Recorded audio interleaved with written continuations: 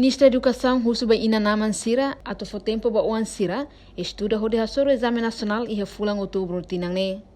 Ministra Educação Dulce de Jesus Soares hato assunto neba jornalista Sira. Segunda-feira iha salão Infordepe Matadouro Dili foi em abertura formação ba candidato professor Sira. Governante ne hatete exame nacional se halau e refulang outubro nilarang. Tambane Husuba Inanaman líder comunitária inclui professor Hotu. Halo preparação de dia ba estudante Sira. Foi tempo para estudante Sira preparar o de exame refere. Ita se iha exame nacional e exame passagem de classe. Russo para estudante Sira, inan aman Sira, líderes comunidade Hotu, professores Sira Hotu, a preparação ida vai ter com Sira e Russo Sira hakmate.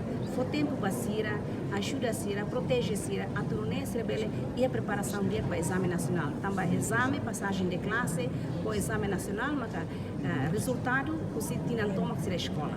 Se depois se a escola vê se quando se estava para fase ser né então ela foi apoia Sira e tá raci macladu foi apoia para Sira nessa tenicoa não mostra nessa geração do irmão então papel Ministério da Educação nia kata professores Sira continua celebra exame passagem de classe no exame nacional do calendário no bem que ihationa e daí claro professores seria claro Ministério da Educação também uso de deves da comunidade educativa toma a tua ajuda e tem uma Sira não é servir a preparação dia para fazer o exame porque esse desempenho depende de ser anras professor ajuda Sira foi apoio para Sira mas bem estudante raça tem que assumir a responsabilidade a tu estuda ou de prepara ser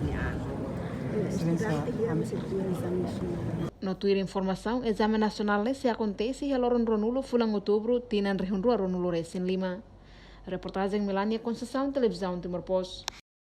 Janela informação ba emogoto. Atua tem informação atual dia kliu. Kita haluha. Haneham botão subscribe, like. Halo comentário no fahe tutang ba media sosial hotu.